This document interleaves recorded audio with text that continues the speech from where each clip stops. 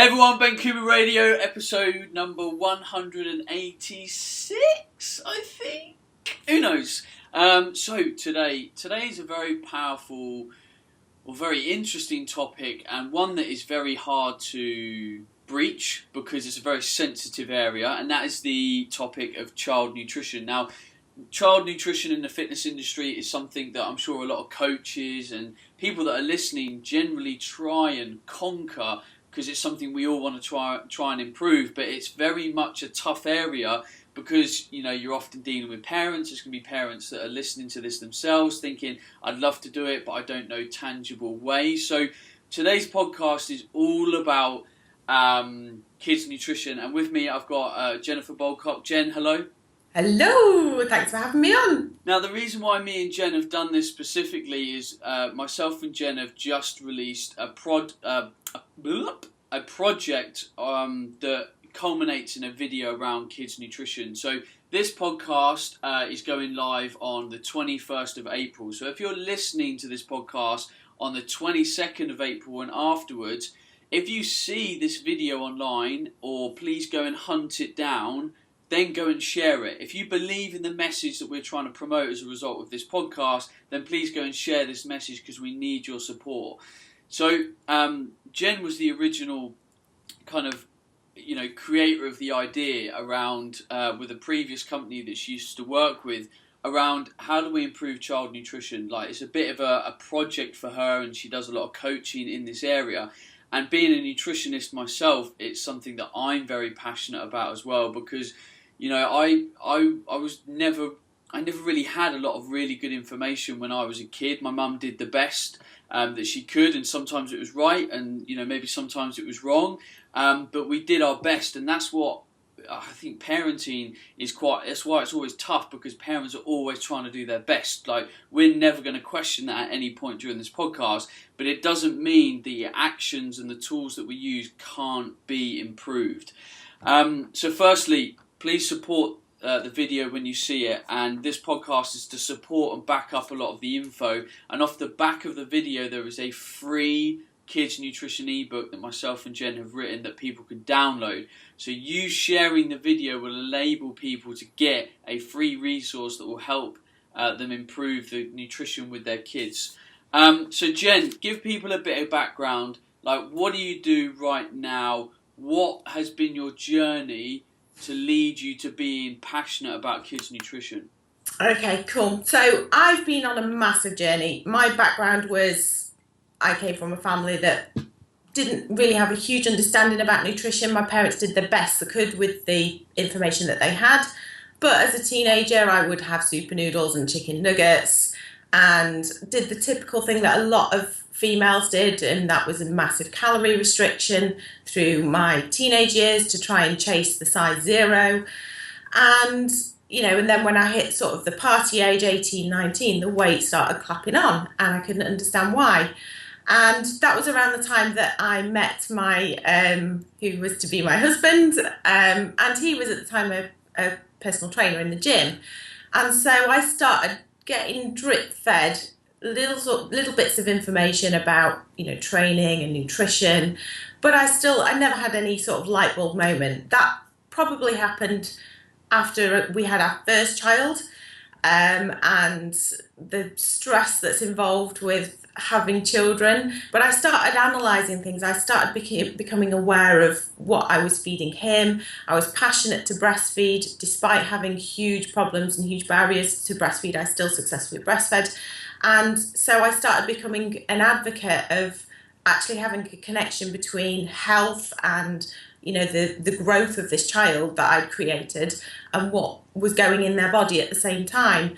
So it was a slow progression, and obviously I've got 3 children, very close together, and so the whole journey of going through and coping with the stress of having 3 children close together was mainly supported by having the right nutrition and discovering a love for training. And had I not discovered that, I think I would have probably cracked up in the process. So now obviously I'm qualified. I work with individuals and families to look at coaching them through dealing with not just saying, oh, this is the best food to eat, go and eat this, but actually looking at the root cause of why people navigate to certain food choices and looking back historically through, the journey that they've been on and trying to find the sort of contextual cues that lead to why certain food choices are being made, and also helping support them in the home environment, in the family environment, so that they can hopefully set up the right habits and foundations for their children as they grow up. So let's look at, I suppose, the problem that exists. You work heavily in the problem. I don't. I work around the problem and I try and help with my work, but it's very much not the focus. What do you see are the key issues with kids' nutrition today? The biggest problem we have is our culture and our society. We live in a society where, both parents usually have to work. So convenience foods are, the biggest choice when it comes to, making meals at home, because parents just don't have the time to spend slogging away cooking loads of food. And it's easy for us to say, oh, well, it only takes 20 minutes, half an hour to do this. But unless you have a drive to actually want to do that, when you've been at work for 10 hours and you're absolutely exhausted, your kids are waking up several times a night and you're surviving on 3 or 4 hours of broken sleep, the last thing you want to do is stand in the kitchen over the hob, slaving away, doing something that you don't particularly enjoy, cooking. So, obviously the food manufacturers draw on that sort of culture that we're within to profit, to make money by providing cheap, easy food that, they then can use certain marketing slogans that kind of deceive us slightly into thinking that we're making a healthy choice. But ultimately, we need to get back to a grassroots level of making food and making cookery a foundation to our culture.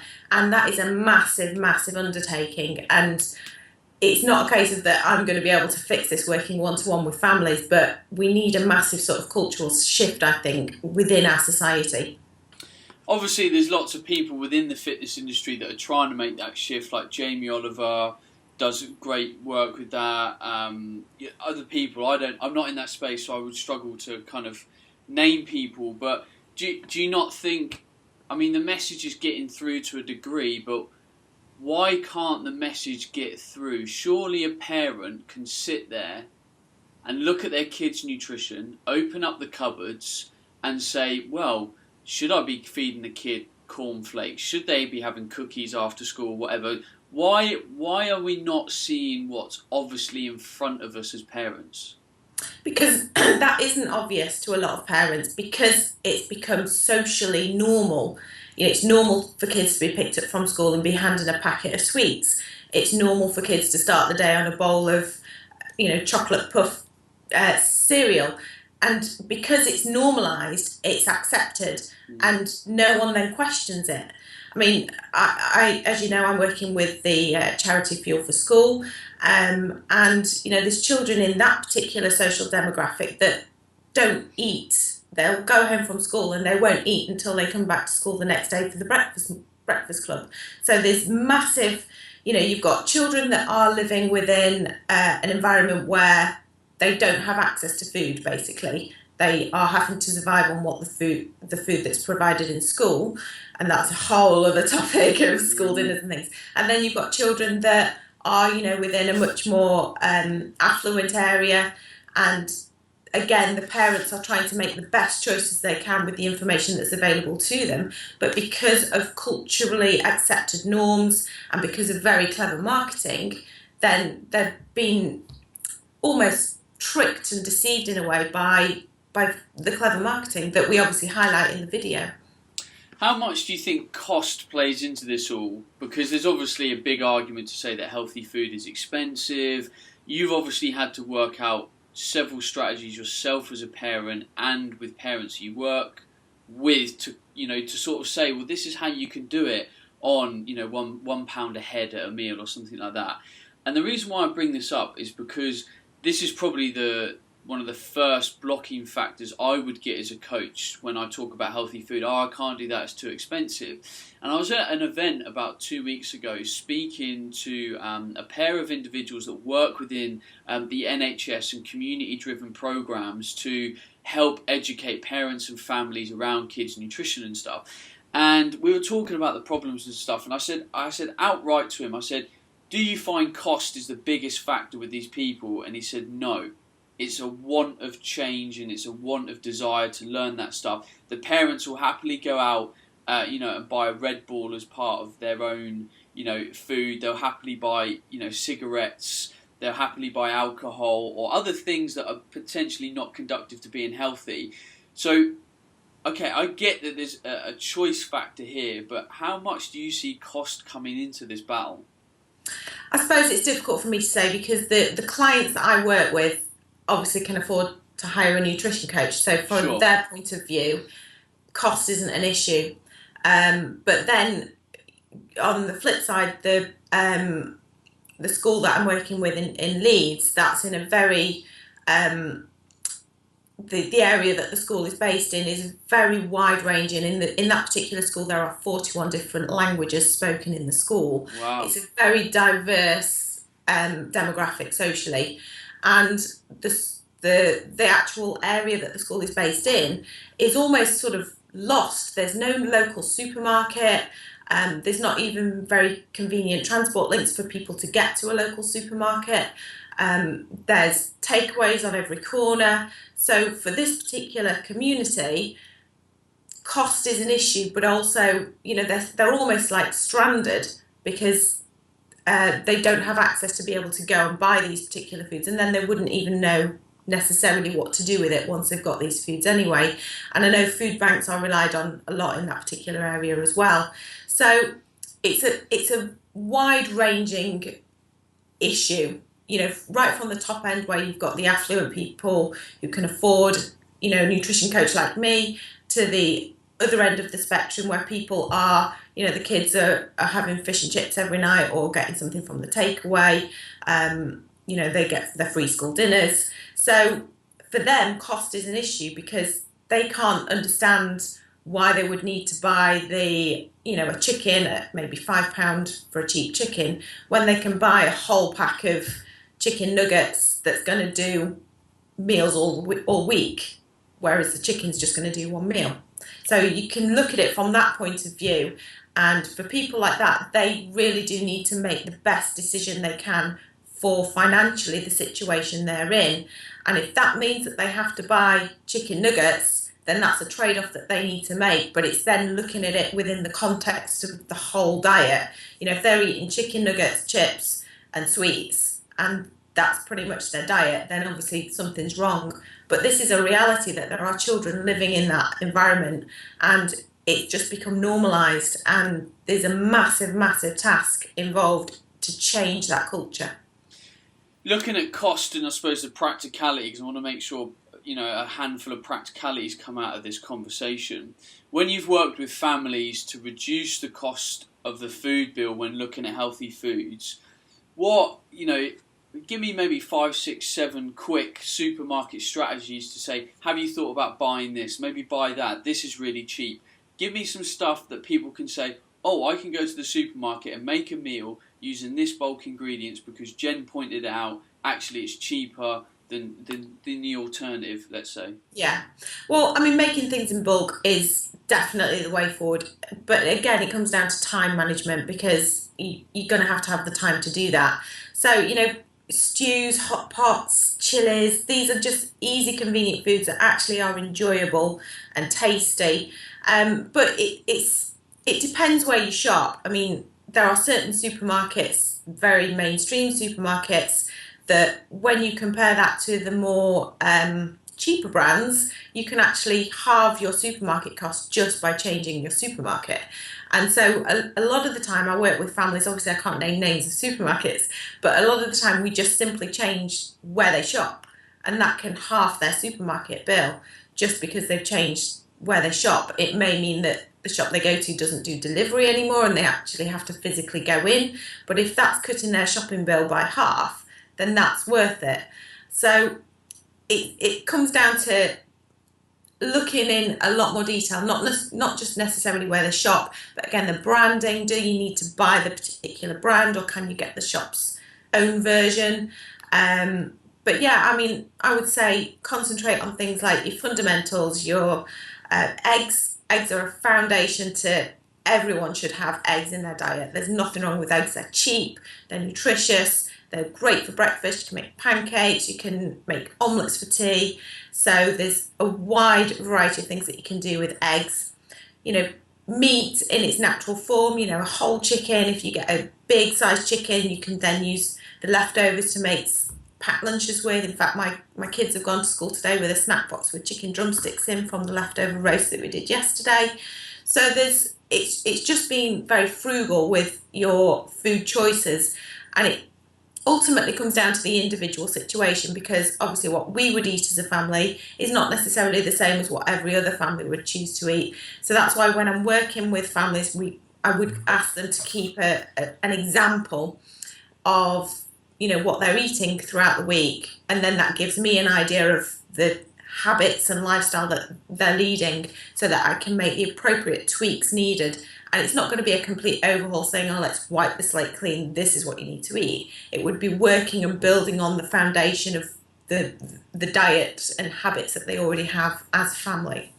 I think there's definitely a massive time and want factor here, because, you know, I myself get caught into patterns with my nutrition. Like, I'll go to the supermarket, I'll buy the same thing, I'll cook that, same meals, whatever.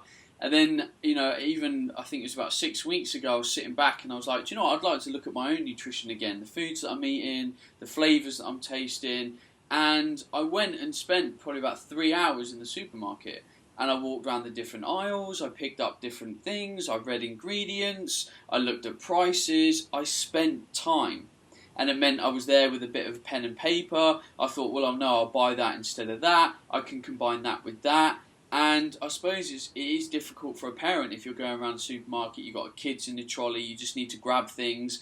But again, it might be that you need to say, and this is the, you know, I might sound extreme saying this, but, you know, as a parent, you try and put yourself into a situation where you're always doing the best thing by your kid. And I'm not a parent, so my advice can only go so far. But if I needed to learn more about nutrition, it might be that instead of going out on a Friday night for dinner with someone, it might be that I need to get a babysitter for the kids, and actually I'm going to go and spend 3 hours in the supermarket on a Friday night on my own, and I'm going to work out loads of different ways to buy cheaper food and feed my family better.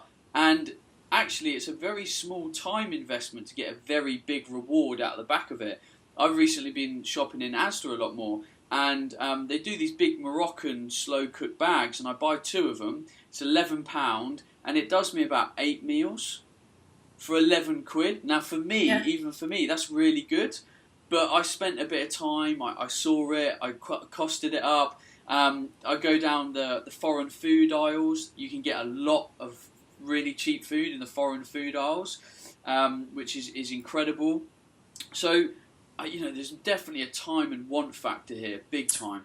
Yeah, definitely. But what you've also got to bear in mind is, if I think back to the times when I was getting 0 sleep and I had to pretty much just cope with whatever life was throwing at me, if someone had said to me, do you know what, I'll get you a babysitter and you can go and spend 3 hours in the supermarket, I'd have told you where to shove it.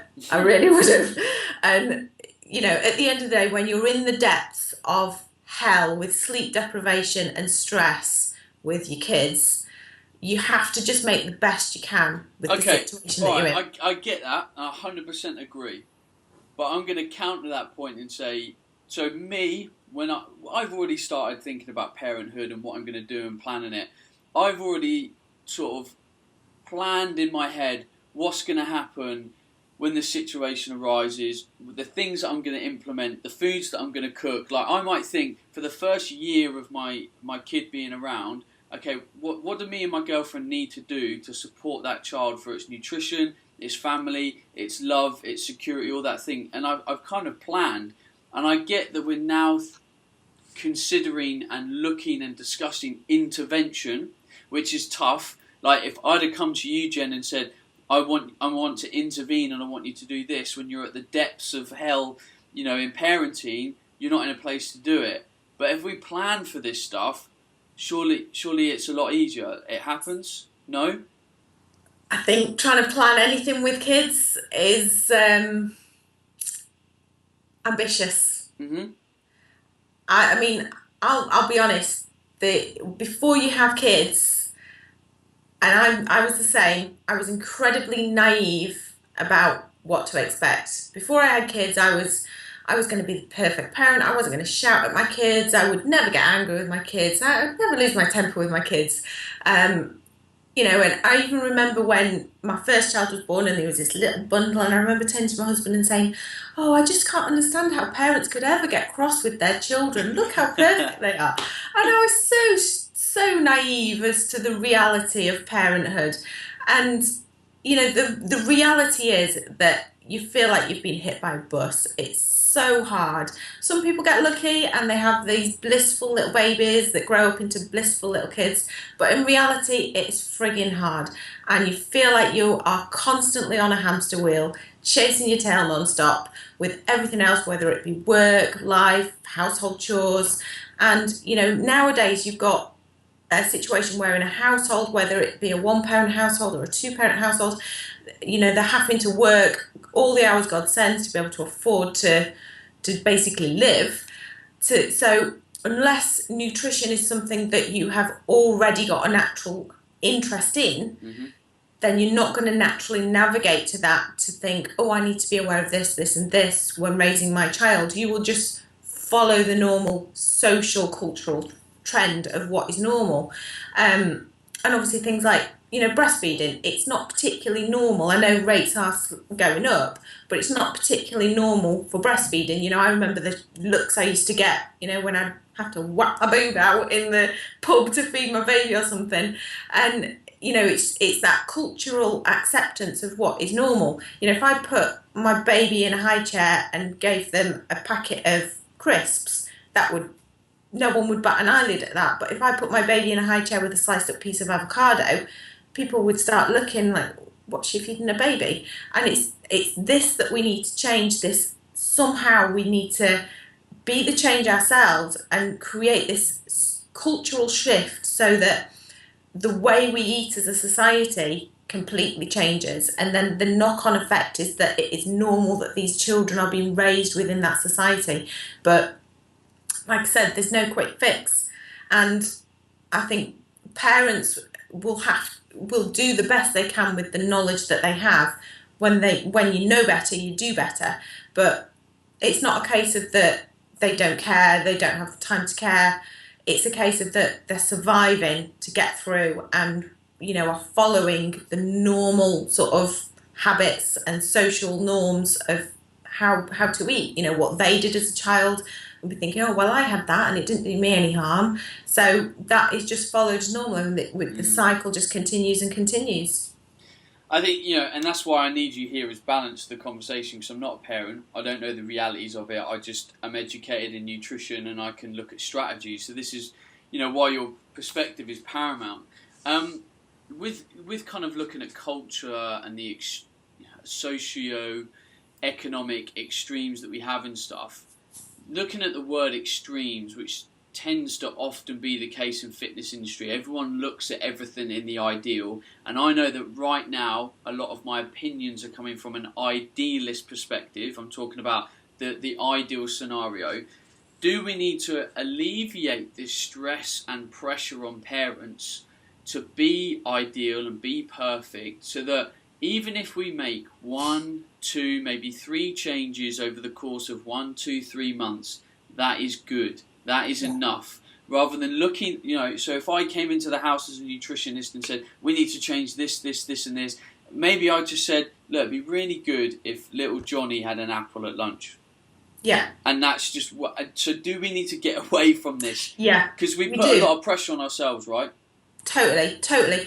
Parents have enough pressure from so many different angles to do spellings and timetables. You won't believe the amount of homework my kids get for primary school. And, there's so much pressure on us to do so much in addition to balancing work and home life that, you can see why nutrition takes a back step.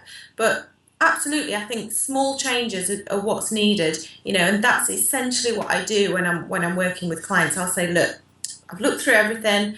Here are some little tweaks, maybe by doing this, we can reduce the child's sugar intake, because a lot of the time, the intake, I know sugar, we don't want to be demonising any macronutrient, but ultimately, children are eating too much sugar. And a lot of the time when I'm looking through, I'm seeing sugar intake of, sometimes 20-25% of total calorie intake for children. Wow. And bear in mind that the draft guidelines were actually to reduce it down to 5% of total calorie intake for children. Well, for all of us actually. So, if you think, a bag of Haribo, the small bag of sweets, Haribo, one of them for, say, a 5 or 6 year old contains nearly a full day's worth of sugar for that age group. And so schools don't bat an eyelid at letting children give them out for birthdays, and the amount of sweets and things like this that are given out, and no one seems to bat an eyelid at that it's becoming extreme. Then add in, the sugary cereal at breakfast, maybe what are classed as healthy bars, like your granola bars that are again full of sugar. You can see why then we've got this problem that 1 in 5 children are finishing primary school obese, and they didn't start primary school obese. So we've got this problem, this succession from when they start primary school to when they finish primary school, that something in there is going fundamentally wrong. And like I said, we shouldn't be demonising any macronutrient, but I do think that we have a problem with sugar consumption in children, and that needs to be addressed. And that's why I do support the sugar tax that Jamie Oliver has been campaigning for. I totally agree. I don't, I'm not around kids a huge amount in my lifestyle, but when I am, all I see them eat is sugar. Especially when they're out and about, it's easy, parents pick it up, and, it's very, very rare. And I almost, there's a small part of me that does find it weird when I see a parent whip open like a fruit box, and I'm like, oh, I didn't expect that. And I'm like, no, I should expect that. But because it's not even the norm, even I'm going, God, I'm surprised at that. But it's so beautiful to see, especially when they're tucking into it and stuff. It's kind of brilliant. I don't know if you're involved. You said you're involved in kind of the schools in Leeds, a particular school. With what schools are trying to do, I mean, I'll backtrack. Are schools trying to do anything? And if you were, let's say, on the board of directors of a school or something, what would you want to see happen within schools? What are maybe 1 or 2 things that schools can do, and maybe if not, a parent can think, well, maybe I can do that for my child? Well, I think schools have a fantastic opportunity that they can have a very real impact on the obesity problem that we're having with children. The problem that schools have is the very, very strict and rigid targets from an academic point of view. So just to give you an example, school dinners themselves are not particularly great. If you ever saw an ingredients list of the school dinners, you'd be shocked. I've seen some, yeah, it's bad, yeah. Yeah, they're not great at all. They are what they are. That's another topic altogether, I think, school dinners. But, they'll have maybe a 45-minute lunchtime, and in that time they've got to get so many 100 children through the canteen, fed, done, and the children want to have some time to play. So food is it's almost seen as an inconvenience that we've got to get these children fed and back out because lessons need to start back up because we've got these targets to hit. What I would like to see is food and nutrition being the foundation to the education. So, growing it in the school, and, that can be science, that can be, geography. You can bring in so many different topics to food being the foundation. Have classrooms where there are platters of food constantly available. So, midway through a lesson, a child can go and try a piece of avocado if they want, without any fear of watching, because that can be another problem as well, that children, when they're given a new food to try, that there's this expectation on them, they think everyone's watching them, and that's part of the problem, that then they won't try it. Whereas remove that barrier and let them be free to navigate themselves. So have this environment where they can dip in to try different foods, not using foods as rewards, because again, a lot of schools will have reward days where maybe they've a particular house, they have like different house groups in the school. They may have one and they get to have time off lessons, having sweets and popcorn and watching movies. And surely the time out of lessons is the reward in itself, without having to then use food as the reward. And so I'd like to see nutrition and food being the foundation of education, but in a positive way, so that the environment these children are within for the 6 hours a day at school can then have a positive impact. So if necessarily the home environment isn't, the best, at least then we're doing something to counteract that within the school environment, if that makes sense. You bring up actually a fascinating point, because it's kind of the way that we look at things. You want to get a school to say, let's stop looking at food as just something that we have to eat to survive. Let's look at something as food that fuels our brain and our body and mental performance, which is a completely different way of looking at it. When you look at it like that, you think, well, actually, I need to put the right stuff in the system. And I was interviewing Nick Littlehayes for the podcast, which is coming up soon, and we're talking about sleep. And he said, I don't call sleep, because everyone just sleeps. We just do it. It's part of life. It's part of culture. I look at sleep as a chance to recover and replenish and recharge. He said, when you look at it like that, you start to view sleep as something completely different. It's something that has a knock-on effect to other parts of our life. So I think you're right. Like, at what point do schools ever, in their morning meetings, we used to have an assembly every morning. At what point did we ever get to say, have you set yourself up for the day? You do know that if you eat X, Y, and Z in a certain combination, you learn better. It's research proven that you learn better if you have protein and essential fats and that kind of stuff. But do we ever do that? No, absolutely. And I mean, my kids, obviously we have a good foundation at home. And when they do cover topics at school around healthy eating, obviously it's all based around the Eat Well plate. And the teachers have said, they know their stuff, don't they, your kids? I'm like, well, actually, yeah, they do, and I'm quite proud of that. But surely all kids should be having the benefit of being able to know their stuff and be able to make the right choices. I mean, there's a massive misconception, I suppose, within the area that I live, because people are aware of what I do. And I know some people have this misconception that I just kind of force feed my kids broccoli and chicken and I ban all sweets. And that's not the case at all. My kids eat chocolate every day. It's not a reward. It's not, you get your chocolate for being good. They just get a piece of chocolate at the end of the day and they enjoy it for what it is. We'll have pizza. We went to Pizza Hut last week. So we have a really good balance. I mean, I've even had messages from other parents saying, oh, can we invite so-and-so to the party because we're going to be having sweets and pizza? And I'm like, yeah, it's a party. That's what parties are, he's going to enjoy a party. And so there is this massive misconception that being healthy means that it's an extreme, that you take it to an extreme, that you can only eat certain foods and other things are banned. So I think we need to get back to the foundation that, yeah, all food is fine. You can eat it all, but you've got to have the right foundation first. And I think the problem that I see is the word balance and moderation. When it comes to diet and nutrition, particularly to children, it's the most overly used yet misunderstood phrase ever when used in relation to diet. So, I've overheard conversations where, kids will be having a packet of crisps for breakfast because that's all they'll eat. Oh, but they're fine, they'll burn it off, they'll run it off later. And it's this kind of flippancy that I think, well, you're not setting this foundation right.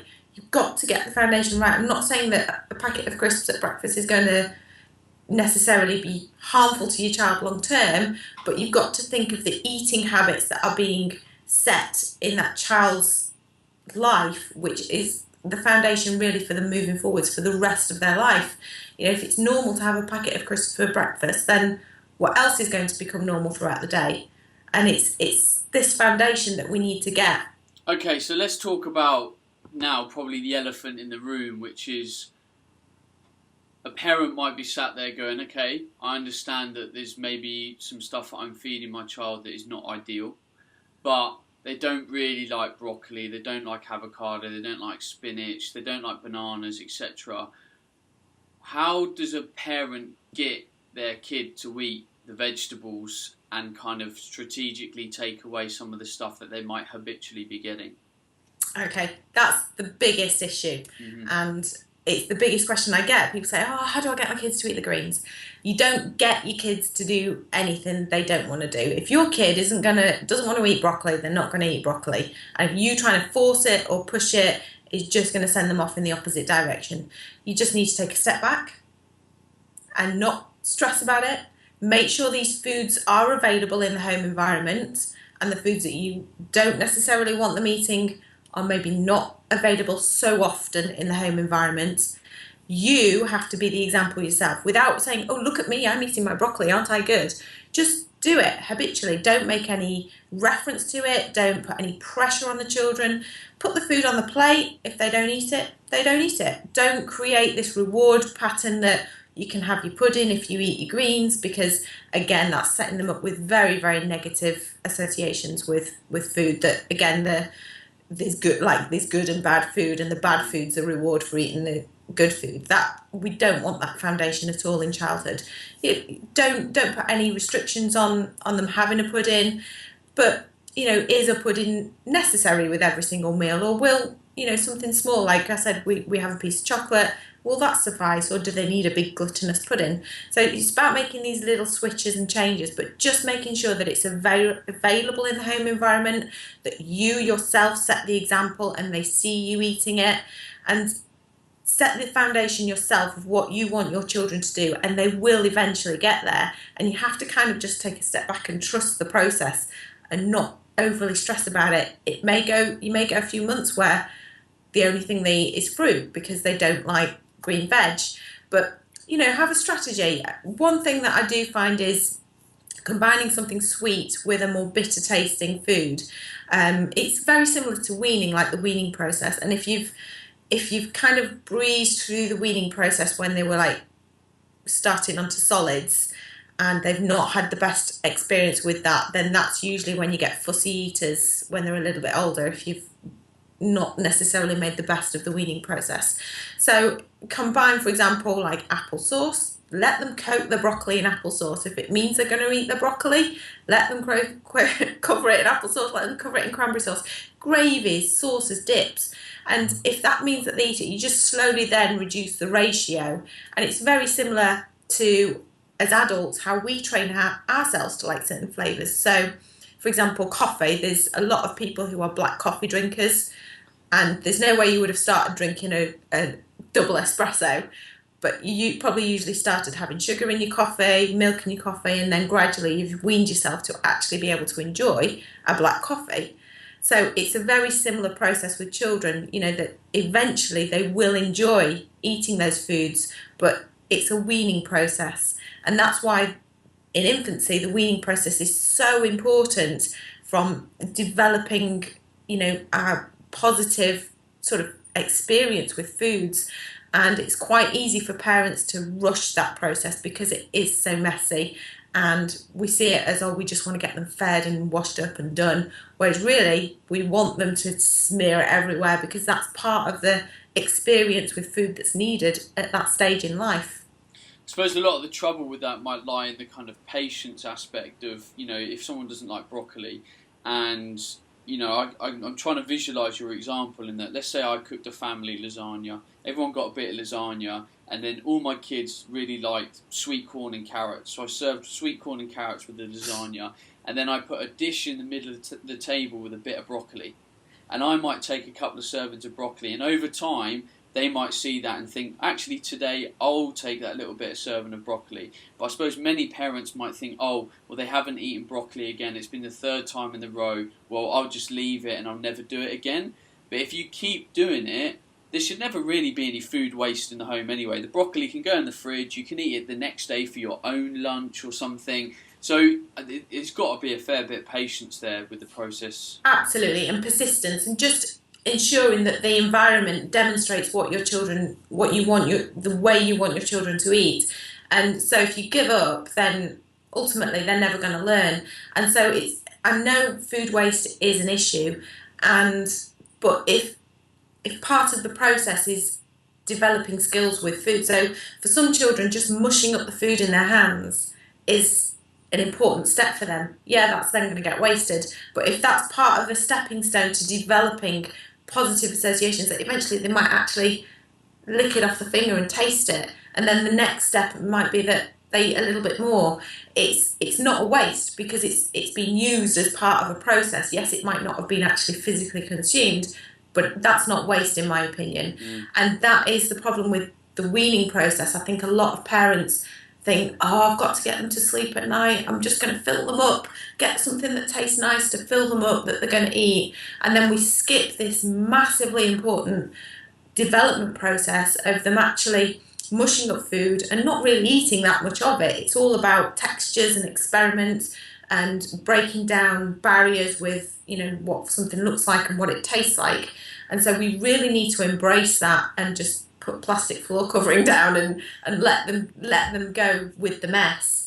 But saying that, if we've not had a child that's gone through that weaning process in the best way possible, and then we've got a fussy eater, it's almost like we've got to go back and let that weaning process happen again. And so, you know, a lot of the examples that I've used with clients is have a food fight, get outside, mush the food up and have a blinking food fight. And it's about breaking down the barriers of having a fear with food, because a lot of children have a fear of a new food. The same way as if I put a sandwich in front of you that had worms on the top and said, oh, eat it, it's delicious, eat this worm sandwich, it's really good for you. Would that be enough to entice you to eat that worm sandwich? Probably not. So when you put a new food in front of a child, it can be like being handed a worm sandwich.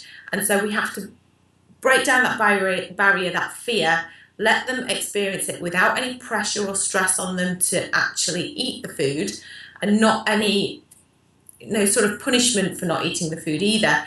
Always be positive, always be encouraging.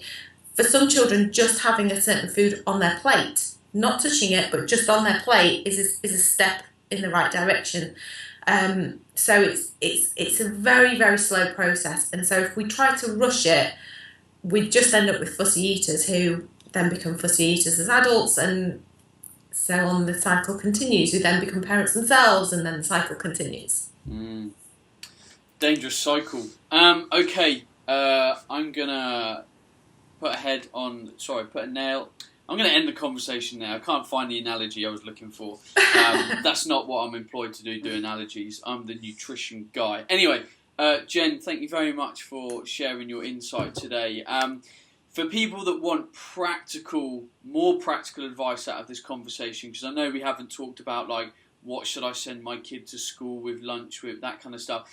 Download the ebook. The ebook's got information on there. It's got black and white, like food groups, information on it, lunch ideas, all that kind of stuff is in the book. So we don't want to double up the information too much. So if you see on social media after the 22nd of April, then please share the video. If you're listening or watching this podcast way after that date, please go and find the video. Go onto my YouTube channel, go onto my Facebook, the same with Jen's.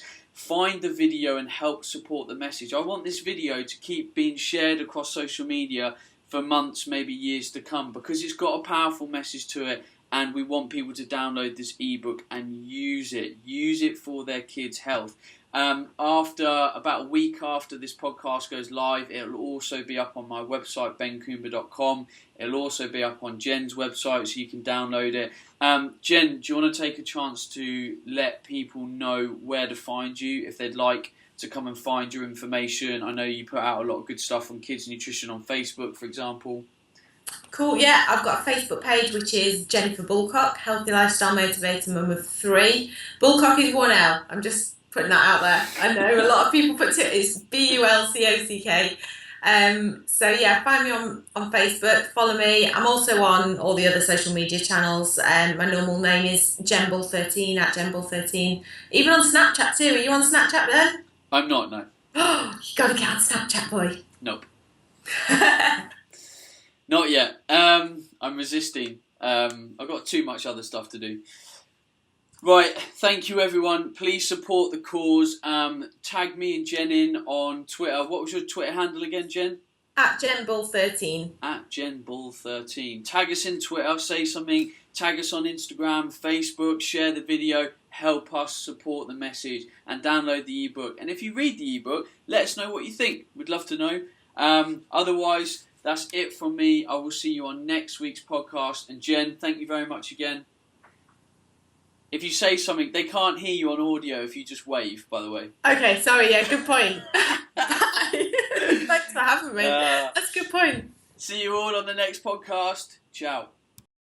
Hey everyone, Ben Coomber Radio, episode number 185. Now, you as the listener, look, you know I care. I listen to your feedback when you say, oh Ben, we haven't heard about this on the show.